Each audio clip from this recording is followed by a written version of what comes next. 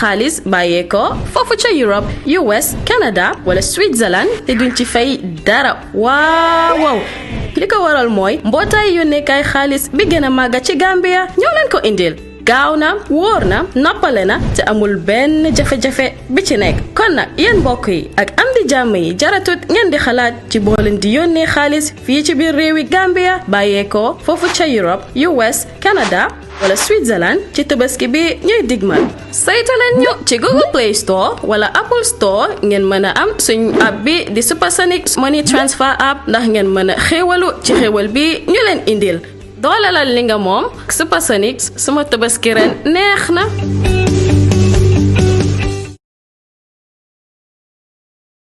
asalaamaaleykum askan wi ñu leen di dalalaat fii si Gambian Talents TV man la Aji Bintu Ndaw àndaat ak yéen de Sport Extra tey nag soo leen bàyyi xel fu ma nekk ñu ngi fii nii si Serekunda East Mini Park fu mu toll nii nag xam nañu ne ñu ngi si jamonoy nawet waaye nag buñ nekkee si jamonoy wane dara du teppa si xel yi rek lu dul nawetaan nawet xam nañ ne bu jotee nawetaan dafa nekk loo xamante ne dëkk bi foo tourné rek moom la ñoo wax dafa nekk di limbi dëkk bi waaye nag fu mu toll nii dañ am loo xamante ne dafa limbe réew mi sonal nit ñi torop muy corona te fu mu toll nii nag gis nañ corona bi bu mu ñëwee sarta ak luwaa yi nga xam ne tegal nañ ko pour doomi aadama yi waaye nag du ma def dara balaa maa gën a àgg. asalaamaaleykum tur bi. maa ngi tudd ALKALI JAMMEH. ALKALI JAMMEH yow lan nga fi. man maay PRO bu Serekunda man maa yore wàllum jokkoo gi ak ñu ci biti. yow for how long nga nekk PRO fe ni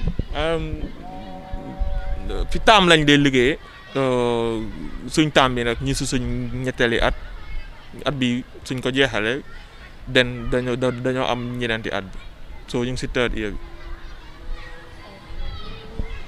so yow lan mooy sa rôle as a PRO. ok suma rôle as PRO mooy pour jaay image yi Serekunda xam nga rek fii nekk na place boo xam ne ñëpp a ko bokk Serekunda ba ko bokk youth si nekk si sport yëpp ñoo bokk Serekunda te ñi fee doxal tamit comité la boo xam ne ñoom nit ñi leen represent so su demee noonu nag ñun ñëpp mënuñoo nekk di communiquer di wax at the same time su loolu amee dinañ mën a dañoo jaawarloo si ay wax loolu tax nag dañoo choose kenn nit moom muy wax si kaddu mbootaay bi muy Serekunda waaw so man loolu mooy sama responsabilité anytime suñ amee loo xam ne war nañ ko mën a baaxee askan wi man maay ñëw taxaw wax ci turi mbooloo mi waaw. fu mu toll nii nag ñu ngi dugg si park bi ñu ngi gis certain changes mu ngi am so yow mun nga ñëw explainal moo changes yoo xamante ne jot naa happen si biir park bi. waaw jërëjëf loolu soo ma ko laajee dinaa ci sawar trop Serekunda nag dafa nekk park bu yaaga ñu ooye ko woon rek paag yi ooje mu nekkal fii askani Serekunda ak Gambie yëpp léegi suñ jokkoo dañ am ay jokkoo yoo xam ne jokkoo nañ ko ak Gambia Football Federation muy kuréel gi yore mbiri football si Gambia waaye du football rek lañ day yëngu ñun dañ day def athletics volleyball handball ak even culture ak wrestling bëri martial arts tamit am na fi so loolu yooyu yëpp bëri na waaye li fi dee gën a faral di am mooy football mooy during nawet ñu am si ay nawetaan yoo xam ne team si nekk Serekunda ñoo ko dee bokk loolu tax na ba ñu am ay lëkkaloo ak Gambia Football Federation ci jiitali président Kaba Bajo ñu sign a memorandum of understanding loolu nag lu ko waral mooy ñoom ligue bi dañ ko dee mën a player fii te ñun tamit community bi dañ dee mën a use mini stadium bi so léegi ñun ñaar ñëpp am nañ interest yi doxal park bi ak gis ne park bi dem na kanam léegi si direction boobu lañ seetoon ñu sign memorandum of understanding ñu jokkoo ne ñun dinañ leen bàyyi rek ñoom ñu continuer di use park bi waaye at the same time ñoom dañoo dugal seen loxo si development of park bi development boobu nag moom moo am phase 1 phase 2 phase 3 léegi nag right now ñu ngi phase 2 boobu lañ nekk nii moom moo tax nga gis développement yi fi nekk di am first step bi dañ starté woon perimeter fence bi waaye unfortunately perimeter fence bi qualité bi baaxutoon ñu delluwaat waxaat leen waxtaanal ñoom bañ agree ne dinañ indiwaat beneen périmètre right now fu ñu nekk nii loolu la ñoo xaar nii waaye soo gisee si biir périmètre bi ñu ngi fa samp ay pôle yoo xam ne yooyu dëgër nañ pôle yooyu noonu yooyu duñ fa génn waaye grillage bi foofu la ñoo ceeñaat at the same time tamit suñu watering système bi soo seetee fii bi right now ñax bi sax na loolu doo dëggagoo ko because we are not playing football ci kawam waaye ñoom GFF fixal nañu watering système et puis gasal ñu booxool bi buñ ko gasee ñun tamit ñu def si liñ ci war a mën a def ñu régler yëfi machine bi pompine machine bi ak yu fa war a dem yëpp contractman bi ñëw fixal ñu ko te moom lañ doon roosee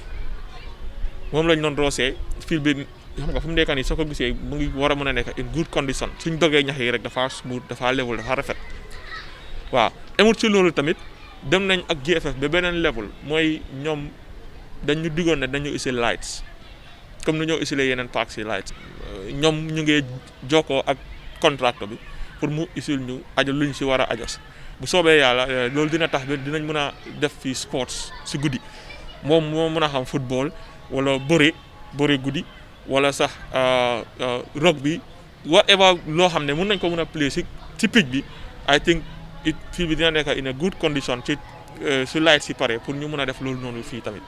At the same time am nañ agreement ak gars yi pour dressing room bi mooy fu footballers yi dee change pour ñu refurbish ko te at the moment funds yi ñu ngi ñëw because it's FIFA driven project la it's under the FIFA project te fu mu nekk nii at this moment very soon pavilion buñ toog nii waaye since then amuñ major refurbishment dañ lay def ay minor refurbishment. So JFF ñëw na pour intervene in many aspects te ñun at the same time soo gisee fence bi Serekunda is ñun as a committee ñun ñoo yokk height fence bi ñu jokkoo ak officiel ñu nekk suñu sponsor yi ñoom tamit ñëw nañ pour raax ko te dañ ko brand so ñu ngi move in terms of development very soon we will do our perimeter fence and then we will look at other projects yoo xam ne mën nañ cee dugal waaw waaye fu mu nekk nii direction boobu lañ jublu daal. am ci sa biir kaddu yaa ngi doon wax lu jëm si wàllum nawetaan ne parc bi mostly nit yi dañ ko gën a xam si li nga xam ne mooy nawetaan time boobu la nit yi daan ñëw comme time bu ñu nekk currently nawet bi la nit yi dee ñëw support for the nawetaan and nawetaan mu go on waaye fu mu toll nii currently gis nañ ne nawetaan munta am si according law wax ne COVID-19 bi moo tax so léegi players yi what are they doing recently. waaw since bu COVID-19 ñëwee. ñun toog nañ as a committee ñu try pour calculer des strategies yoo xam ne moom la ñu engage at the moment but with regards to players yi as long as government mu ngi yokka duration bu mu joxee pour COVID-19 bi dinaa ko wax rek mu leer it's very unfortunate COVID-19 moom extraordinary situation la te nekkul loo xam ne ñun ñëpp bëgg nañ mu mel noonu. waaw at the moment ñun dañ wax suñ teams yi ne ñoom mun nañoo continuer di prepare di train di organise seen boppa waaye xam nga right now kenn mënut a train in public so the only thing they can do is players yi nañ di train individually xam loolu nag du doy dafa wàññi lu bëri si team parce que team balaa moo mën a mu train together waaye suñ mëntee am time pour train together comme government allow ko dañ leen ooj pour ñoom kenn ku nekk nga mën a train individually ngay dem daw yi di ñëw di keep sa fitness because fitness is very important amul si loolu sax tamit anytime government joxe beneen directive ñun dañ dee communiquer ak ñoom pour woon leen ne lii la government wax waaye lii lañ war a continuer because li fi nekk si team dafa bëri ñu ngi run a nawetaan of 40 teams yooyu noonu yooyu ñoo nekk si nawetaan proper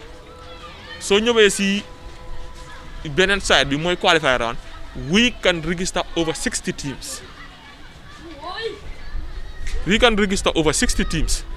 teams yooyu noonu su nawetaan amutee du affect only 60 teams yooyu noonu waaye dina affect even 40 teams yoo xam ne ñoon 40 teams yooyu noonu ak 60 teams yi soo ko boolee team bu nekk daf dee mën a register close to 30 players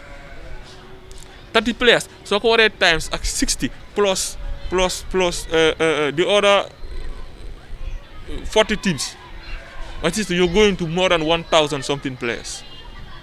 So you can imagine that athletes, ñu dee play athletes yi rek COVID-19 dafa affect more than 1,200 athletes who play.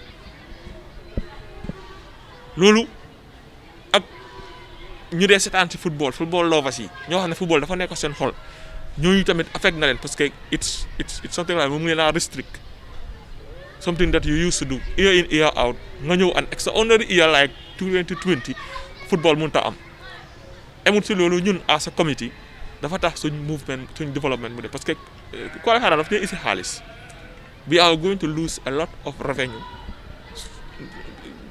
in this instance dañoo lose revenue bu bëri. Imagine we have 60 teams competing for qualifier, each team paying for registration fee. Nit ñi ñëw seetaan ci fay. Obviously there will be a losses, and if we don't play qualifier round comme ni ñu ko play wutee nii, Testo is going to lose more than $500,000 in revenues. If we don't play nawetaan, that will take us another $1.3 million. So if you accumulate all, Testo could lose up to 1.8 to towards 1.9 million because it depends on the turnout of people. Testo also. So, Sister Bir waxtam yaa ngi doon wax about nawetaan players yi not coming for people have to resume playing again. Fooguloo ne lu gaay toogoon nekkuñu woon di def any training will affect them badly. For sure. Technically, if you don't play even for a month, dafa day affect. Obviously, it's going to affect you. If you look at Europe right now, gars yi dañ yokka dina amount of breaks suñ dee break pour noppale ko pour naan dañ dee yokka amount of substitution suñ dee am 3 lañ daan am ñu am 5. That is just to tell you that dafa affect gars yi in so many ways. One, doo am energy level boo dee am doo am that sharpness boo dee am. So dafa affect gars trop dafa affect development of football, dafa affect development of athletes. Obviously, COVID-19 it's a very unfortunate thing, and it has a big toll on the whole community of Serekunda and players yi ñoom bàyyi leen gannaaw. In fact, they are the most affected because they have been sitting down for close to a year now, waiting for nawetaan to resume. And nawetaan already by now we should have been in nawetaan. No, nawetaan is not going, so they are not playing. They are not doing anything. They are just idle there, and this is what keeps them busy. Because let me tell you one thing. There is a statistic. Even if you check the police, there is a statistic that during nawetaan, some of these petty crimes that they wàññeeku because of the youths are engaged. Nit ñi dañ engage. From ñeneen 3 o'clock la ñoo jógee seen kër ñu ngi ci field bi duñ def dara lu dul train. Nawetaan ñu fay play football ñu fay seetaan ci football, thousands of people coming here. All those people come here. Obviously, I can attest to that it has done something.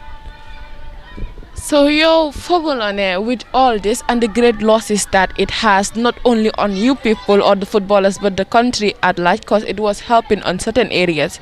So your Fogolone, government should have come up with other solutions or ideas that could have kept the playing going. Well, we thought in that direction, and football is not directly managed by government. Government's responsibility is to make sure that they create the environment, and they give responsibility to the Ministry of Health to make sure that the health of the citizenry is guaranteed. Suñ joxee a directive ne lii dafa war a am, we have a responsibility. Government have a responsibility by creating the environment and probably the resources, which unfortunately, to tell you the truth, we don't get money from government. No, we don't get support from government. It's unfortunate that parks don't get support from government, and even the ministry won't be able to answer why. So, what do you think is the reason? Well, sometimes they say lack of resources, but we see football as a very, very important component of human development and youth development. So, buggee youth you develop, danga support football. But unfortunately, it's very sad that we are not having that. We are not having that, and we are managing with the major resources. If you look at the park, if at all government was ready, like other countries, if you go to countries like Senegal, I'm taking Senegal as our closest neighbor as an example, the government helps in developing mini stadiums. They develop it so that it can suit international standard. If at all this mini stadium was developed to international standard, even if we have an international game, we can host it here. Why can't we host CAF club championships here? We can host it. But if you look at the facility, it is not fit for that purpose at the moment.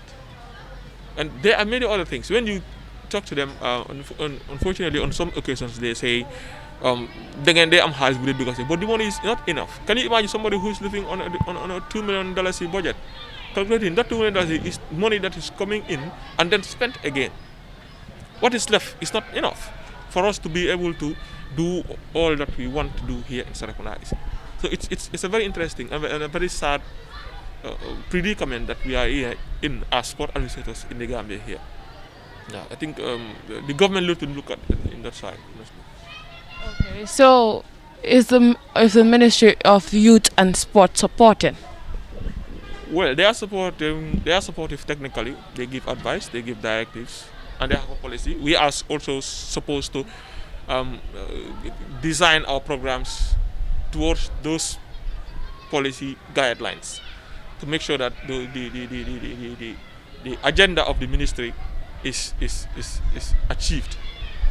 Apart from that, as I said, we don't get financial support, so we manage everything inward. We could not have done anything. This will bring me back to your previous question. We could not have done anything because we don't have money to sponsor that. Look at Europe. The reason why they are playing football here is they put up certain measures, more than 51 different points for teams to adhere before they can play. We cannot quarantine a team here. We don't have that power. I don't even think that GFF can do that anyway, because we lack resources. We cannot quarantine all our teams. We are a zone that have 40 teams. We cannot quarantine all these teams. Where are we going to keep them? We cannot put up all the necessary measures here to say, this is what you do, don't do this, this is what will you do, until a team plays its game and then goes back to rest and comes back to play another day. It's not possible. Unfortunately, it's the resources that is hindering all that, and we will have to manage based on what we can manage. And here we are managing the crisis in a way that we will be only able to play. So the government, everybody is free to play, which we are still waiting for. We are not even sure. Sadly, COVID-19 cases, there is a spike, and our hope is diminishing at the moment. Obviously, our hope is diminishing, and we are not really sure. Honestly, I'm going to confess this on this interview. We are not really sure if Nawetan will really hold. We are not sure. Yeah. Ba tey rek askan wi ñu ngi fii si Serekunda is mini stadium. Duñ def dara rek lu dul indil leen lépp li ngeen xam ne soxla ngeen ko fu mu toll nii nag yéen a ngi ànda man Aji Bintu Ndaw ak Alkali fii nii si Sport Extra di leen indi lépp loo xamante ne nag soxla ngeen ko kanka nag dégg nañ si ay kàddu ne at bi ni they have a low hope for nawetaan mu hold ba duñ def dara rek toppal leen ñu Facebook and YouTube Gambian Talents TV to get more. So if we are to ask like ñu ngi gis si park bi we have a lot of African paintings over here te gis nañ ne park bi mu ngi develop like we said before. So do you people have some other sponsors that are sponsoring? Well, yes, thank you very much for that question. Question bu sawar naa si bu baax a baax parce que that is very important. Football mënut a dem without sponsors. Xaalis bi fooy dugg si su dee da nga ko use pour fayee ko prize money ak any other expenses yoo dee am pour match bi doo desee dara sponsors yi ñoo dee tax nga mën a move an edge. Official ñoom they are sponsors in this mini stadium and ñoo dee sponsor league nawetaan bi, and we've also had another company for the past 2 years and that was a 2-year project. Project we face out now, so now ñu ngi am beneen sponsor comme real. So what was that company? Yeah, Sénégal real estate. ñu sant leen gërëm leen gars yi liggéeyal nañu liggéey bu baax, and after the 2 years we ended the contract on mutual consent. We move on to another project which is Combo Real Estate, and which was more lucrative than the other one. So ñu move on ñu jël Combo Real Estate right now. I think ñoom lañ nekk di liggéeyal te this year incha allah suñu startoon na ba tànn rek ñoom lañ doon ñëw def lu ñoo def. The agreement entails ñoom dañoo ñëw sponsor one of the finals, and also at the same time guy contribute ci physical development of the park. xaalis boobu ngay mën a jël pour rénover wala tabax fence wala door blocks wala tabax pavilion or whatever. su dee xaalis bi mun nga ko accommoder mu bëri. ok the other company ñoom ñoo sponsor knockout trophy, because ñaari trophy lañ fa dee play nooy league ak knockout. The first opening is just one match, that is the winners of the previous year ñoom ñoo dee tasee ñu def ko Super Cup. That's just one match. That one is sponsored by Serekunda is ñoom seen boppa. Okay, at the same time we are also working on other avenues pour ñu mën a am sponsors for other disciplines like basketball and handball and athletics and volleyball ak wrestling. As soon as ñu am ñooñu we will commission them and we will move on. But hence COVID-19 has even impeded movement. You cannot go to anybody's office to negotiate anything. You can only write and wait. We've written to companies and we are still waiting for their reply. Ma seize this opportunity rek pour all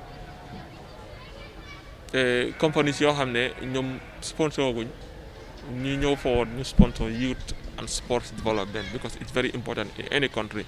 If you want a country to develop, you should invest in its youth. And this is what we are doing here, exactly what we are doing.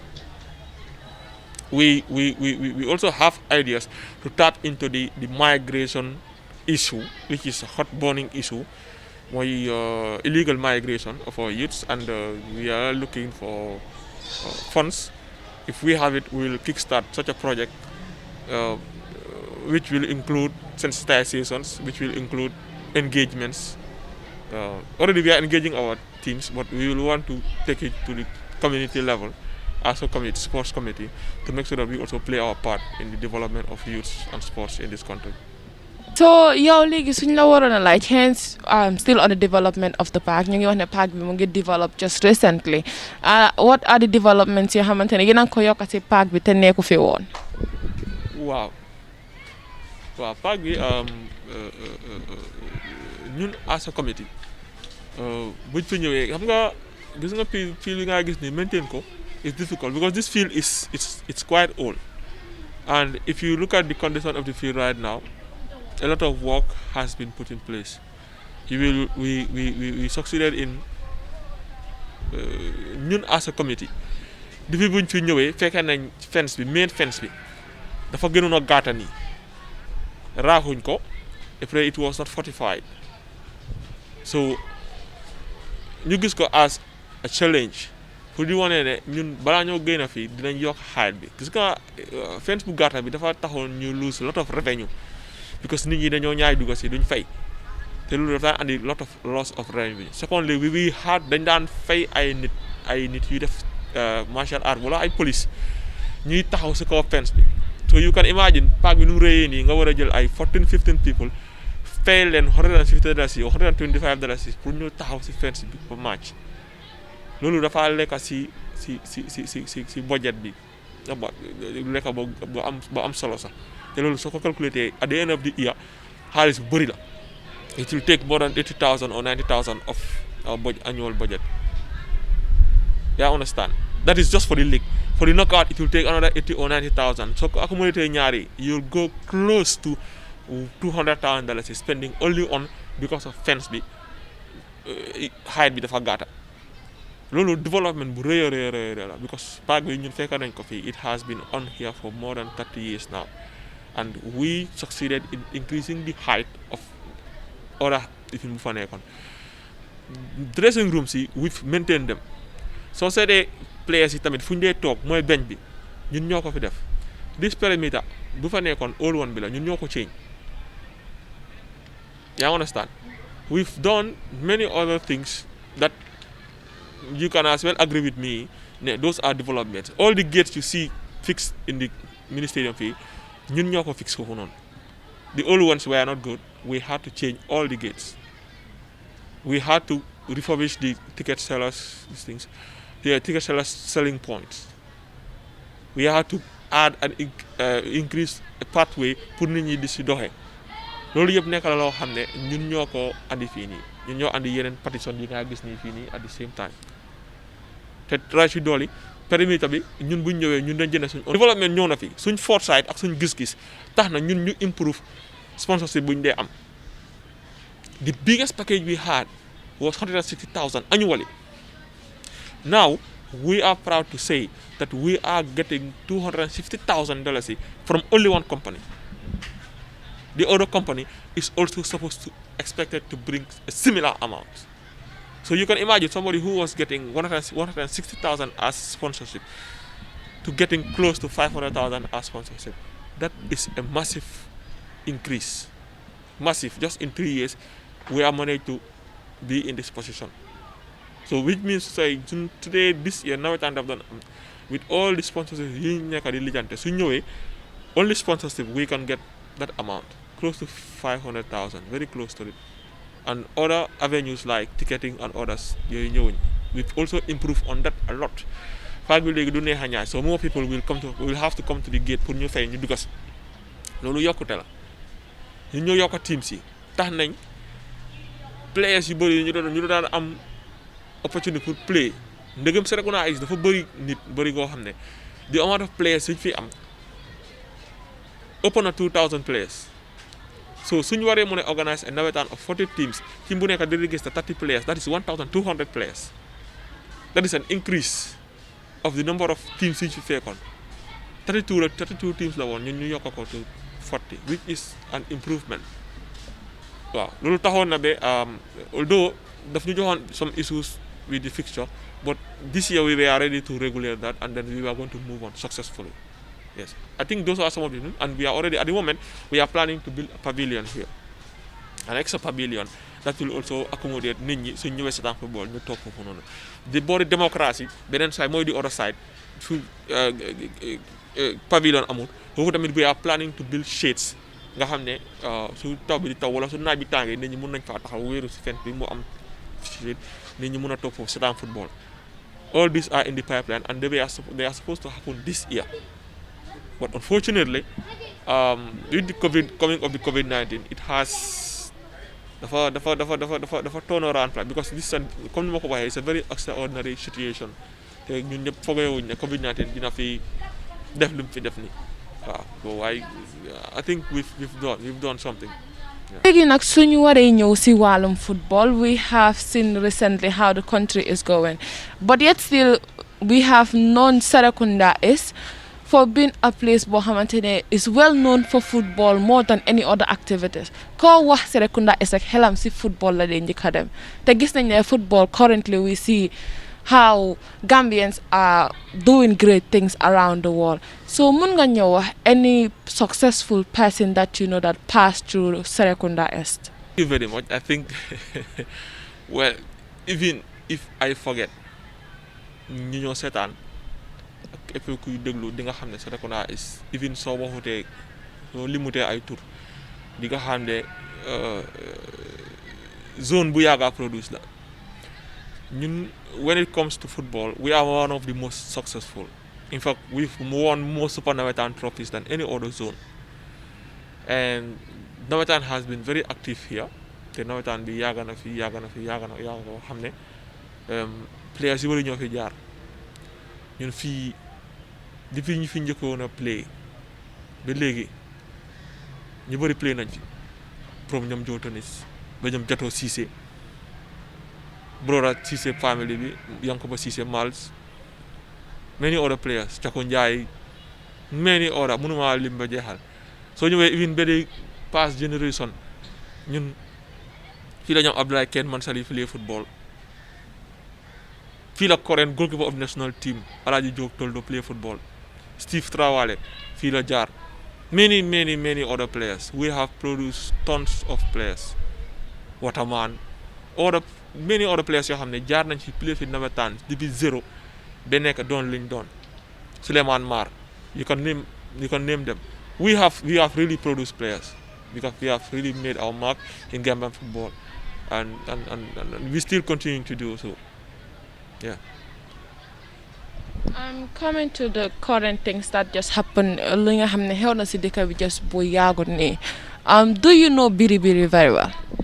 Well, I will seize the opportunity on behalf of the president of Serekunda East, and the community of Serekunda East, and the sports committee, Sesdo Sports Committee, and all the players, footballers, fans, and Serekunda East, put jale the family of the late Alhaji Mamadou Njie Biri Biri, and they extend jale through GFF, to the Gambian population, all the people ñoo xam ne xam nañ Alhaji Biri Biri Njie. I think ñun meet nañ ko on few occasions, and I have seen in him nit ku wàccee boppam, te nit ku dal, te comme ni ma seetaanee broadcast bi seen Gambia Talent promotion laa ko doon seetaanee, and I have heard a lot, and loolu dafa just pour wone rek ban façon nit la. Nekk na a great loss for Gambia, and ñun we sent our condolences to the family through our usual WhatsApp post, and it was also on the social media, and we really feel it. Waaw ñëpp xam nañ ko. Biri Biri Njie is somebody koo xam ne is a role model in Gambia, te ñun sax dañ dee wax xale ne sooy roy nit ku play football lu sori, royal Biri Biri Njie 1973 to 78. Imagine, it was a long time. Somebody having a contract to play in Spain, moreover a big team like Sevilla, bañ la fental way. Kooku noonu is somebody koo xam ne it's an inspiration to all of us. His struggles are something that we go through every day in sport. Daf ñu dee inspire. I know him as a good person, and I know him as a sportsman. Liggéeyam laa xam. Waaw. So recently ñu ngi gis ne boom gaañoo si lañ ko sooga tackle that medal boo xamante ne was the highest one inside the country. So how do you see that? Well, man dama doon préfère rek ñu teel ko jox. I think we should recognize the effort of sportsmen. These are very, very important. There are economies that have a good chunk of their GDP in football. Countries like Brazil. Footballers are supposed to give back. Sadio Mane built a whole hospital for his hometown. How many people can do that? How many businessmen did that in Senegal? Very few. Sadio Mane built a whole football pitch for them. He built a school for them. This is the power of football. And I think footballers should be celebrated. But unfortunately, we are not celebrating them when they are alive. We wait until they are dead. I don't know for what purpose they have to give him that. I don't know. Probably they're trying to show them that, yes, now we care. But I think he should have... dañ ko war na jox that recognition fekk mu ngi dunda. Moom sax moo xam ne man suma nit ñi fiil nañ ma. Team boobu doon play Sevilla ñoom ñoo xam ne suma nit ñi naka suñ player bi fii la ko waa dëkkam teg. Although he didn't qualify Gambia to international tournaments, but honestly his achievement was something that's laudable. Te loolu war nañ ko mën a recognize bu yàgga du tey. I am not blaming government right now because he has played through three governments. Sorry, he has played through one government and then lived through another government and another one. It is currently running the country. What it's unfortunate that léegi lañ ko doog a jox. Honestly, suma sañoon dañ ko war na jox te loolu dañ ko war di bàyyi xel. Suñ amee suñ challenge suñ talent fi njàng fii ñoom Ibou Silang fii ñoom Jato Cissé, they did extremely well for the Gambia, sacrifice nañ ñu bëri. These are the only people you'll see dañoo ñëw pour playal Gambia fay seen own ticket. People don't do that. but these people do that, players do that often. So loolu nekk na loo xam ne loolu dañ ko war a recognize ñu leen di sawarloo di ko lii mooy war a mën a sawarloo or any other player boo xam ne bugg ngaa def lu baax pour sa dëkk waaw man suma soñoon daal comme ni ma ko waxee rek they should have done it earlier and this is something that they should do to players yoo xam ne currently ñoom ñoo nekk around let us celebrate them dañ leen war a celebrate. So do you think that the Ministry of Youth and Sport ñu ngi dimbale youth regarding to football, since we all know that youths love football so much, that they are helping youths to develop themselves? Well, I think government has policies and they have priority areas. This is my own feeling here. I think they just created the environment. Yes, you can play football without going to jail. You can organize Nametan if you want. But the financial side, the muscle that they pull towards football, xaalis bu ñu dee joxee pour sports dafa néew goo xam ne du dee mën a trickle down ba mu agsi si grassroots te ñun ñoo grassroots bi. I think that is where Gambia is lacking behind. Everybody is talking about it. suñu bëggee football develop foo ñu develop grassroots bi. Divisional teams yi they don't develop these players. We develop them. Gars yi day ñëw fii jaay ñu advantage jël suñu players yi yóbbu leen without even contracts.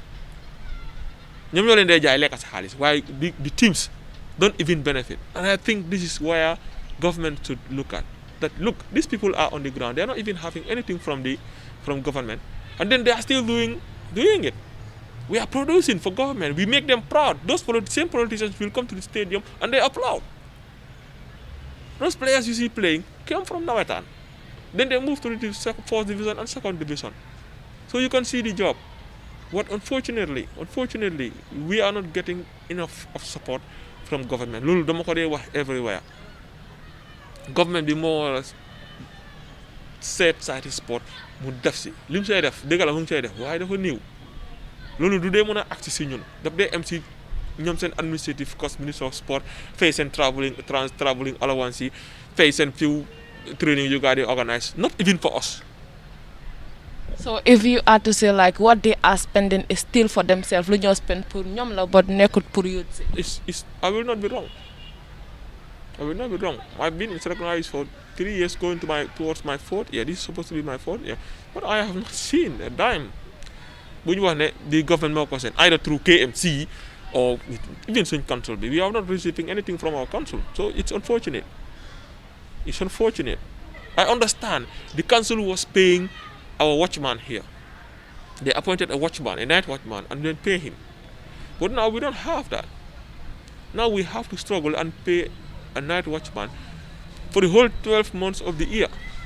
Now, if you don't have Nawetan like you don't have Nawetan, that money is going to eat up. The xaalis boobu fa nga dugal ko feneen. So government moo mën a ñëw either one mu ñëw mu développal ñu mini stadium bi then ñun ñu manage ko. ñun ñu fay yeneen cost yi fa nekk bale bi yeeg raxas be ak yooyu noonu ak watchman bi or they come and pay all these other costs. They have to put in their hand, but already government is folding its hand and it makes it more difficult. Unfortunately we are not getting it, and I can safely say that the only thing they are doing for us is to create the environment, but when it comes to support we are not getting enough. Yeah. So how do you see naka nga gisee Gambia when it comes to sport? I see this country, gis naa ko country dëkk boo xam ne am na a lot of potential.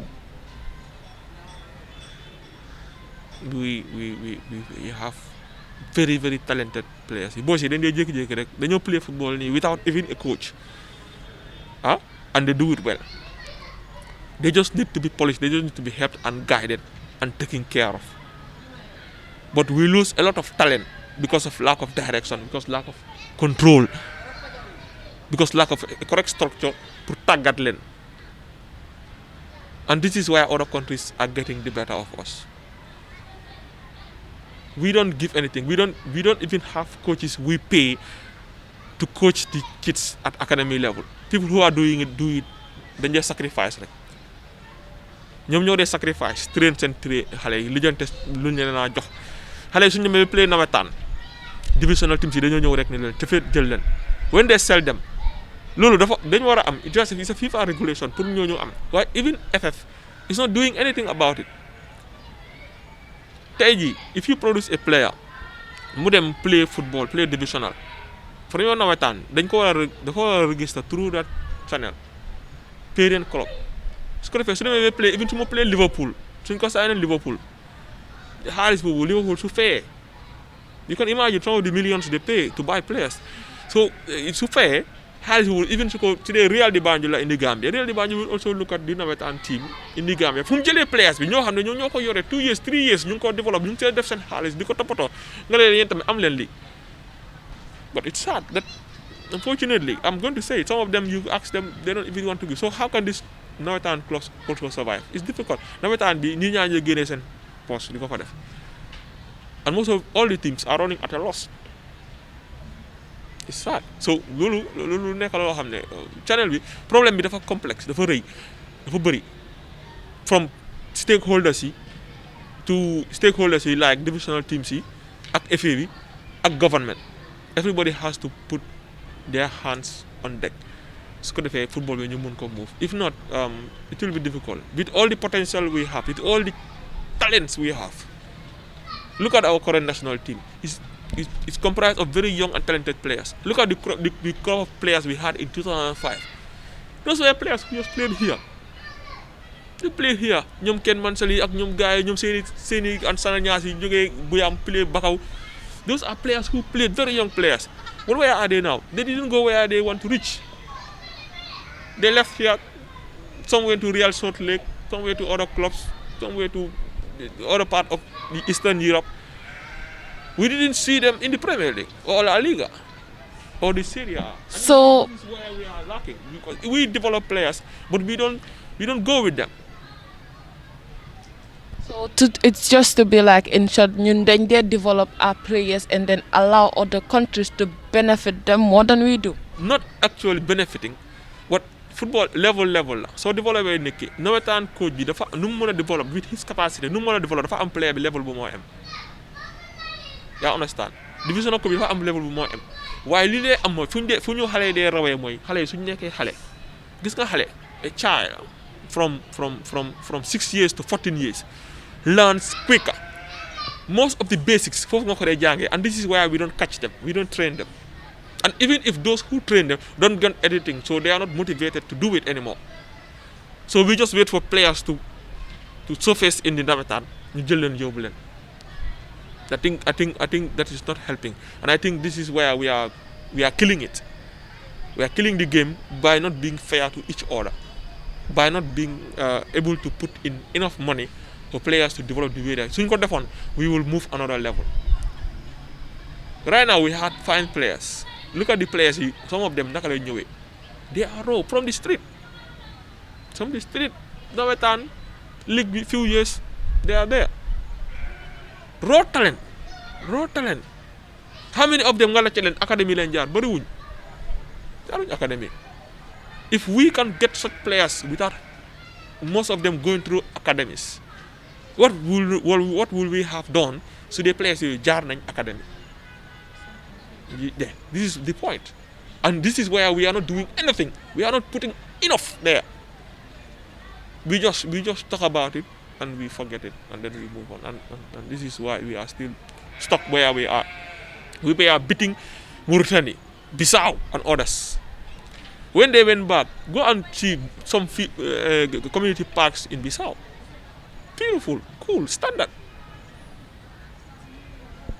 they've done something and they put in money Mauritania the same thing they put in money and it's working for them right now they qualified for African Cup of Nations ñoom fu ñu qualified ñun we could have gone to quarter final by now but we could not even qualify and this is something we have to look at dañu war a def suñ post-mortem ñu seet suñ boppa although this COVID-19 has stopped football but it gives us an opportunity to look at things critically and look at it inside out ñu xool ko seet lan moo nekkul di dox correctly we regulate it so that when we come back we move on. So hence we ñu ngi ñëw jeexal si Sport Extra for the day. What advice do you have for the youth and the government at large? Well, I'll start from for jeexale mooy government we need support. 1, 2, the football authorities need to come and organize our football better. Players need to be registered at early age. We need to help communities yi pour ñu mën a build seen own academies ñu ron ko. Even ñun moo rañ ko mën a ron but we don't have the resources. Players yi ma ngi leen a wax rek ñu keep on sporting. Let them keep on their exercise. We don't know what is going to happen to the nawetaan at the moment because cases yi nekk di am si COVID-19 bi ñu ngi am spike ñu ngi rise. So the more ñu rise the more the state of emergency yaa ngi gis tey me and you are ñu ngi sol mask and that's compulsory right now. So which means that the restrictions are not coming down anytime soon and it will take some time. Already we are in July. GFF has given us a calendar pour ñun ñu war a mën a jeexal suñu nawetaan in September. Already we are in July, August, September.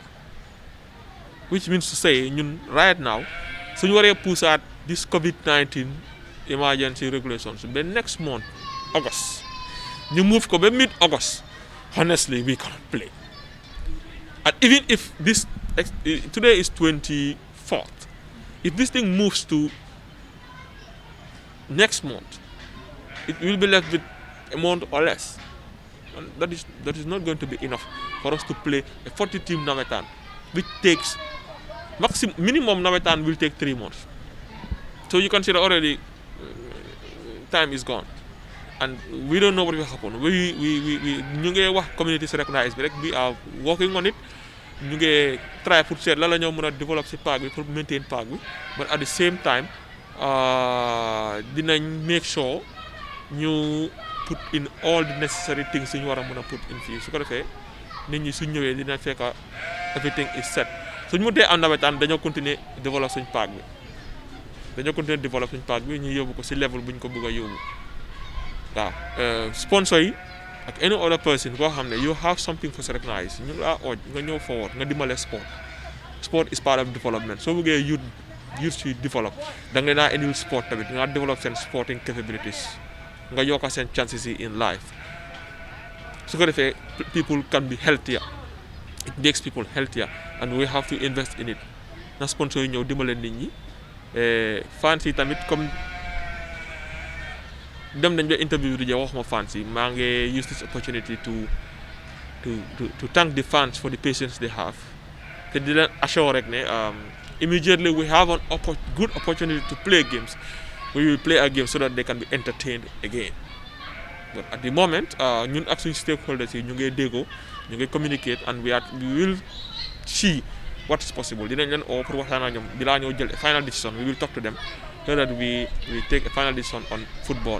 But right now nawetaan I don't know, but I am not really sure that nawetaan will happen, and if it doesn't happen ñu jàppee ko noonu rek COVID-19 bi la. We have to suñ health moo gën a important any other thing, and te maa ngi ooj tamit players yi we will want to see them, so let them adhere to the health rules pour ñun ñëpp ñu mën a dellu ci waat healthy 100% healthy. Wér-gu-yaram dafa am solo trop. Jërëjëf.